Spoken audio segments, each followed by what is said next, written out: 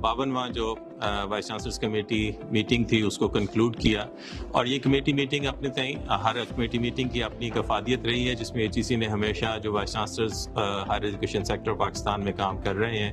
ان سے مشاورت کر کے اپنا ہمیشہ جو اسٹریٹجک روڈ میپ ہے ڈیولپمنٹ کا اور پالیسیز ڈیولپ کرنے کا، اس کو مشاورت کے ایک پروسیس سے ہمیشہ گزارا ہے۔ یہ والا ایونٹ اس لیے میں سمجھتا ہوں زیادہ اہم تھا کہ اس میں HEC نے کچھ عرصہ پہلے ایک اسٹریٹجک فیصلہ کیا کہ ہم اپنے ایک تو جو 20-21 سال کا ہمارا اپنا ایک اسٹیبلشمنٹ کے بعد کا پیریڈ ہے، اس میں HEC بھی اپنے انٹرنل ریویوز کرے اور دیکھے کہ کہاں پہ مزید بہتری کی گنجائش ہے، ری اسٹرکچرنگ کی ہے، ری ٹرانسفارمیشن کی ہے، تاکہ آنے والے سالوں میں اگلے 10 سے 20 سال میں جو آج کل HEC ایک ویژن 2050 بھی لکھ رہا ہے، ہمیں HEC کا جو کرنٹ ایڈمنسٹریٹو اسٹرکچر ہے کیا وہ اس کو سپورٹ کرتا ہے کہ نہیں۔ سو ایک ایکٹیویٹی وہ ہم نے کی جس کی ایک بریف رپورٹ یہاں پہ تھی۔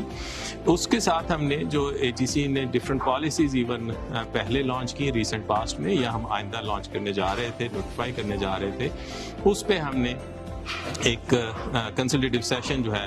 کرنے کے لیے 5 تھیمیٹک ایریاز آئیڈینٹیفائی کیے جو بنیادی طور پہ یونیورسٹی کے جو آپریشنز ہیں اس میں بڑے ریلیونٹ تھے، اور مجھے خوشی ہے اس بات کی کہ یہ تھیمیٹک سیشنز ایک بہت ایکٹیو پارٹیسپیشن سے کنکلوڈ ہوئے، اور آج ان کے تھیمیٹک سیشنز کے جو لیڈ تھے انہوں نے اپنی ریکمنڈیشن پریزنٹ کی یہاں پہ، اور بڑی ویلیوبل سجیشنز ہمیں واپس موصول ہوئیں۔ کچھ پالیسیز ہیں جن پہ اگلے فیوچر میں ہم کام کر رہے تھے، اس پہ ایک ڈائریکشن جو ہے وہ سیٹ کی گئی، اور اس وائس چانسلرز کمیٹی میٹنگ کے بعد ایک ریکمنڈیشن کا جو ڈاکومنٹ ہے وہ گورنمنٹ آف پاکستان سے اور پروونشل گورنمنٹ سے بھی شیئر کیا جائے گا، اور یہ کنٹینیوس اب پروسیس ہوگا۔ اگلے 3 سے 4 ماہ میں ہم پروونشل گورنمنٹس کو ایون آن بورڈ کر کے ان پالیسیز کی امپلیمنٹیشن اور ان کی کمپلائنس کو انشور کریں گے، اور انشاءاللہ اگلے آنے والے دنوں میں higher education sector of Pakistan مزید ایک فعال کردار ادا کرے گا اس ملک کے بنانے کے عمل میں، اس ملک کو مزید اسٹرینتھن کرنے کے عمل میں، اور ملک کو لیگ آف نیشنز میں ایک ممتاز مقام دینے کے لیے ہائر ایجوکیشن سیکٹر اپنا بھرپور کردار ادا کرے گا۔